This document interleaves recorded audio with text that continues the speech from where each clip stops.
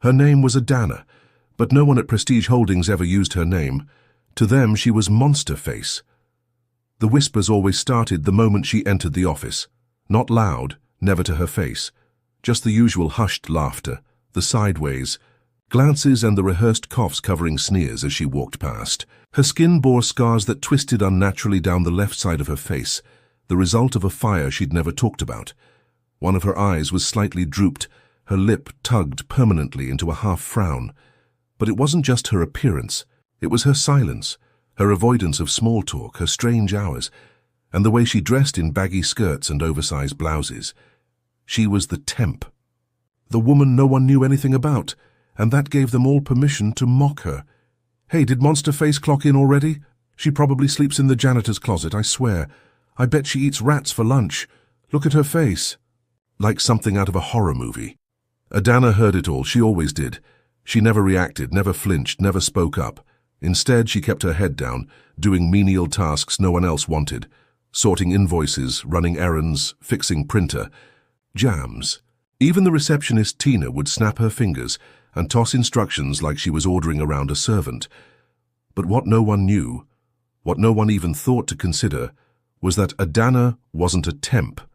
She owned the company. Before there was Monster Face, there was Adana Obasi, radiant, sharp-witted, magnetic. The youngest daughter of a textile tycoon, she was known for her unfiltered brilliance and unapologetic independence. People didn't just admire her, they feared her mind. At 27, she founded Prestige Holdings, a tech investment firm that broke records in its first year. While other companies hesitated, she bet on risky African fintech startups and turned them into gold mines. She was everywhere, magazines, panels, Forbes Top 30 Under 30, until the accident. It happened at her Lagos mansion, a fire, an explosion in the generator room during a late-night coding session. She barely survived. Her left side burned beyond recognition. She spent months in the hospital, slipping between surgery and silence, the once bold CEO now hidden behind bandages and trauma. Everyone expected her to disappear, to retire quietly with her wealth. But she didn't. Instead, she returned, not as herself, but as someone else. She changed her name in the records. Legally, she remained CEO, but public-facing responsibilities were quietly handed off to a man she trusted, her late father's loyal friend, Chief Opara. He served as the firm's acting owner, a smokescreen. Internally, he played the role of aloof old-money investor, while Adana observed the company from the shadows.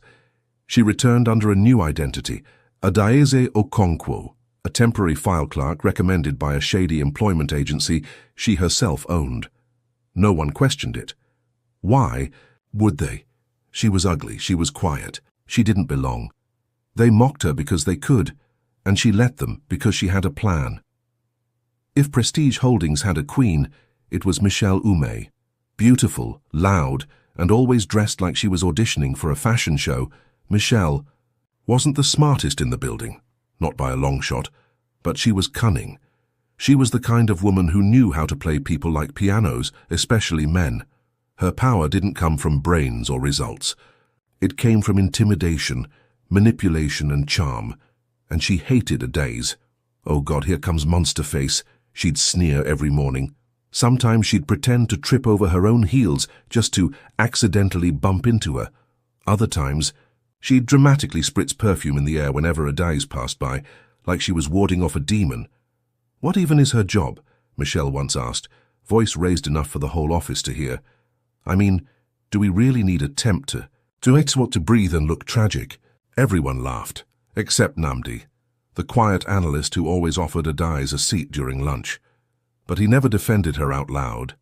No one did. Michelle wasn't just a bully, she was a backstabber too. She had dreams of climbing higher, and she believed she could seduce Chief Opara into giving her a regional director position. She even started wearing Ankara dresses he complimented once, bringing him lunch from his favorite caterer, and calling him Uncle Chief with a coy. Wink, little did she know. Chief Opara reported everything back to Adana, every insult, every whispered rumor, every fake report Michelle submitted, using junior staff to take credit for others' work. Adana had files on everyone, but Michelle's folder was the thickest. Screenshots, recordings, bank slips, even details of a side hustle that violated company policy. But Adana wasn't ready to strike. Not yet. She needed the whole thing to burn. And Michelle would be the match. Michelle had ambition. The dangerous kind. The kind that made her believe she deserved power just because she could pretend to wield it. And she was tired of waiting. So when she heard a whisper that Chief Opara was considering appointing someone new as assistant managing director, she sprang into action. I practically run this place, she told her clique of office dolls in the ladies' bathroom, fluffing her weave and staring at herself in the mirror. Who else could even do it? That Adobe girl in finance, please. She can't even coordinate her lipstick with her shoes. Let me tell you, babes, I got this. The next morning, Michelle showed up in a fiery red jumpsuit and heels, sharp enough to slice bread. She carried a folder filled with fake reports padded with numbers she barely understood, and she stormed straight into Chief Opara's office without knocking. "Uncle Chief," she beamed, "we need to talk." Downstairs, Adana, was organizing invoices, her usual quiet task away from the bustle. When the glass walls of the upper conference room caught her attention, there she was, Michelle, smiling like she owned the sky. Laughing, pointing, talking like she was closing a deal. Adais watched calmly, her burnt fingers brushing over the edge of a stapled contract. Her reflection glimmered faintly on the glossy wood table in front of her. One side beautiful, the E, other a wreckage of skin and memory. She touched her cheek for a brief moment, then turned back to her papers. Chief Opara didn't push Michelle out of the room. That was intentional. A few days later, a memo was sent to the entire staff. "We are pleased to announce an upcoming company-wide audit of internal performance metrics and staff conduct. This is part of a new initiative launched directly from ownership. Please cooperate fully with the incoming audit team." The staff groaned. Michelle smirked. "Audit, please. That's just code for we already picked our favorites." She rolled her eyes, tossing her braids over her shoulder. "Watch, babes. They'll announce me as ADM next month, you'll see." What Michelle didn't know was that the audit team had already been working behind the scenes for 2 months. The team didn't come from headquarters. It was headquarters. People loyal to Adana. Tech experts, legal pros, forensic accountants, all buried inside the structure like ghosts, silently gathering dirt. And the first file they handed her was Michelle's. It was worse than Adana imagined. Fake suppliers billed through shell companies, interns forced to work unpaid overtime, sexual harassment complaints buried or silenced with intimidation, even screenshots of Michelle mocking Adana's. Burned face in a private WhatsApp group labeled the Real Prestige Crew. "I bet she caught fire while chasing someone's husband. Witch-looking thing.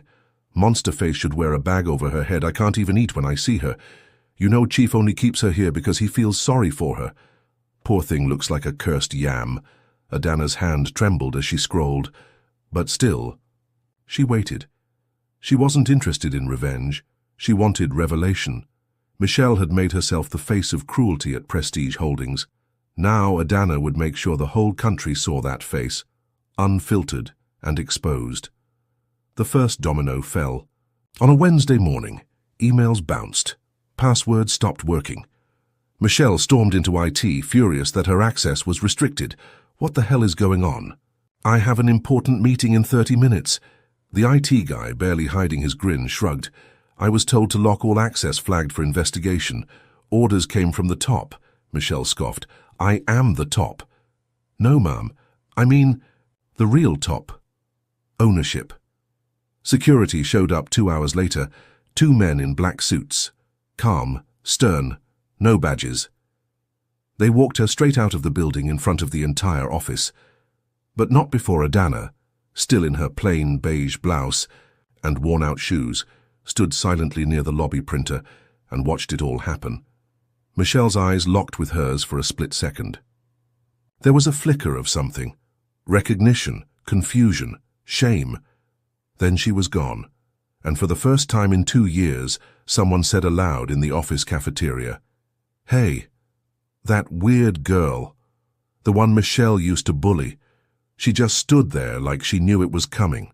The office felt different after Michelle was escorted out. Quieter, more cautious, like a snake had slithered through and left its venom behind. People tiptoed now, eyes flicking from side to side, voices lowered, laughter faked.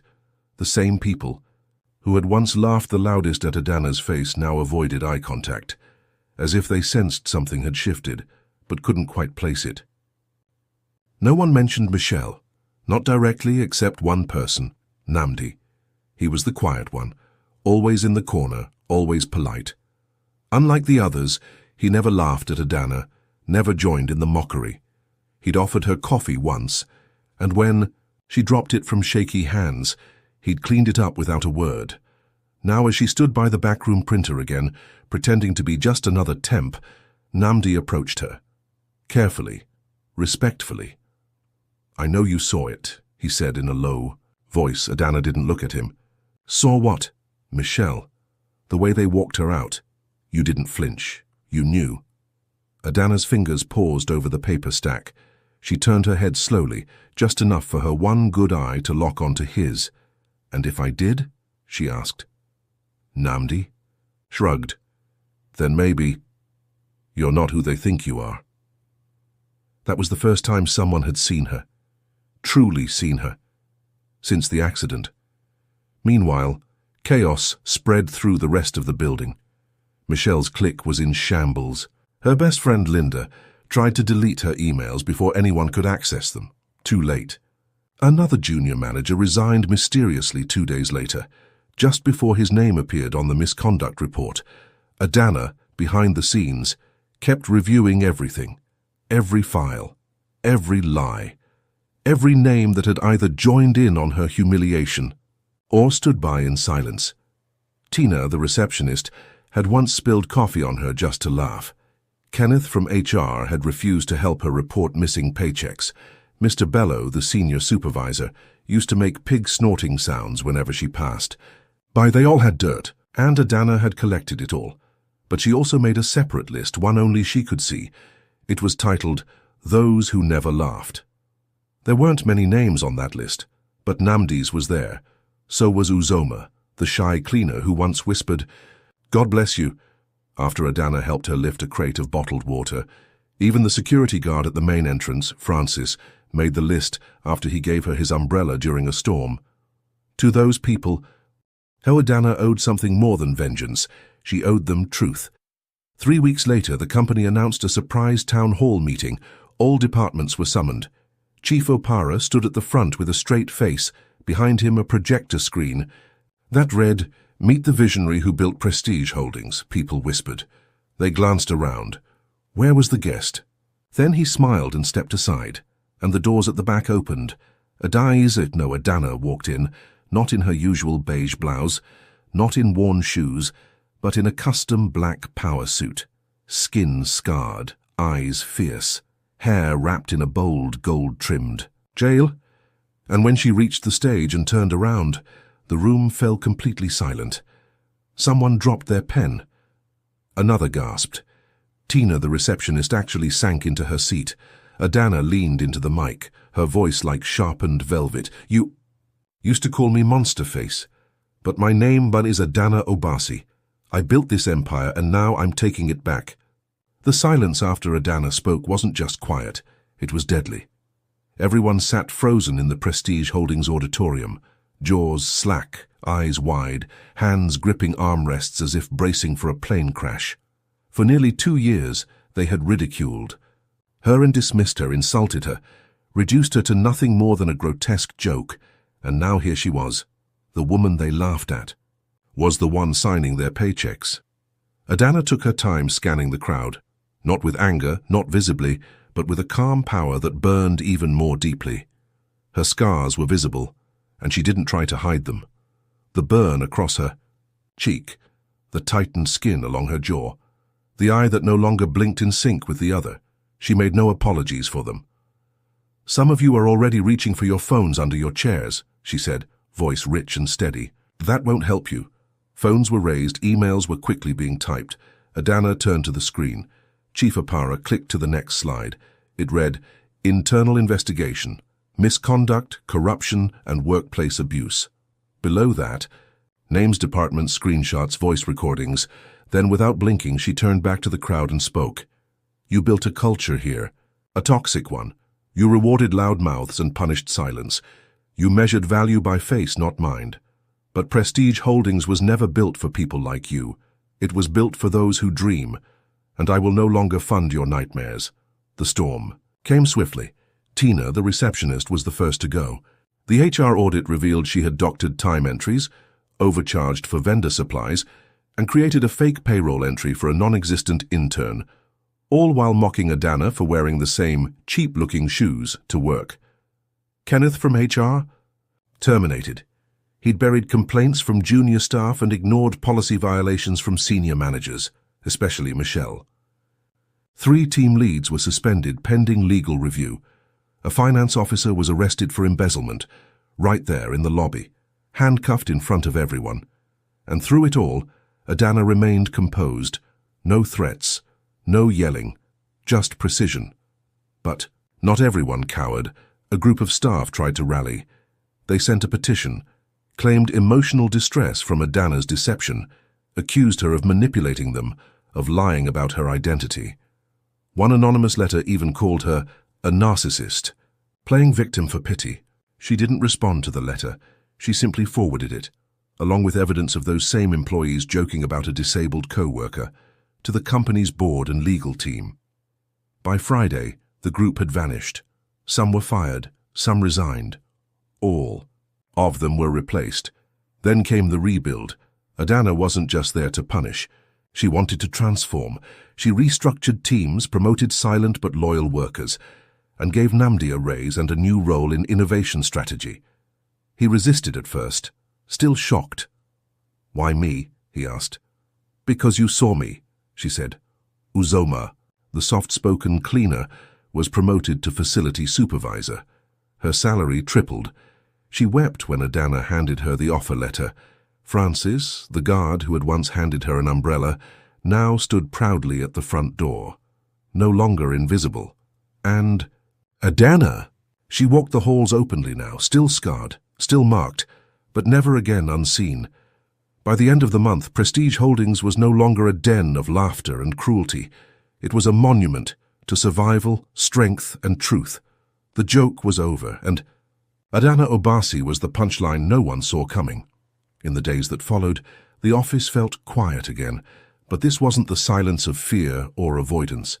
It was the calm of a new era. Adana had reshaped Prestige Holdings into a place that no longer thrived on shallow power or surface-level beauty. It was a company built on results, integrity and loyalty, values she had quietly nurtured over the years, but had been ignored by those who had mocked her. Still, there was one last chapter to close. The media storm that followed her reveal was more intense than anything she had imagined. News outlets picked up the story. Social media exploded. Headlines screamed, "The cursed CEO who ran a billion-dollar empire from the shadows," and how Monsterface took back what was hers. But Adana didn't flinch. She knew how the world worked. It was a place that loved to tear down the very people it built up. Her scars were proof of that. They were a reminder of the battle, the personal cost, but also the power of resilience. Yet the press conference she'd called for wasn't about her. It was about the future. On the day of the conference, a new energy filled the room. Investors, analysts, and the press sat in hushed anticipation as Adana stood at the front, cool and composed. The cameras flashed as she took the podium. "Today, I'm not here to talk about myself," she began, voice clear, with the authority that only years of silence could cultivate. "I'm here to talk about us, the future of Prestige Holdings, the future of our vision. This company was never built on vanity or ego. It was built on changing lives, empowering the unseen, and creating space for those who have been told they don't belong." She paused. The room waited. "Today I'm pleased to announce the next step in our evolution. We will be investing a percentage of our profits into funding underrepresented startups, particularly those run by women and marginalized communities. We will open up our hiring to all, not just the Ivy League or the perfect resumes, but to those with the drive and hunger to make a difference. We are no longer just a company. We are a movement. The room erupted into applause. It wasn't just because of the announcement. It was the power in her voice, the conviction in her eyes. Her scars didn't define her. They were a symbol of her journey, the battle she'd fought, not just with the world, but with herself. And now, with every word she spoke, Adana turned her pain into purpose. Back at the office, the changes were already in motion. Namdi, Uzoma, and Francis led new initiatives, pushing boundaries, welcoming fresh ideas. Even the hardest critics from before now sat in meetings, heads high, contributing to ideas they once deemed too risky. They were rebuilding, not just a company, but a culture. Adana had never been about revenge. What she wanted was justice. And now, as she watched her vision take shape, she realized that her greatest victory wasn't tearing down those who mocked her. It was in lifting up those who had never once turned their back on her. One evening, as Adana sat in her office overlooking the city skyline, she allowed herself a rare moment of reflection. Her fingers rested on the glass of her desk, her gaze far away. A knock at the door interrupted her thoughts. Namdi stepped in, looking hesitant.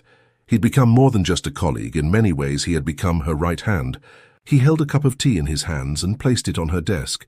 "You did it," he said softly. She smiled faintly. "We did it.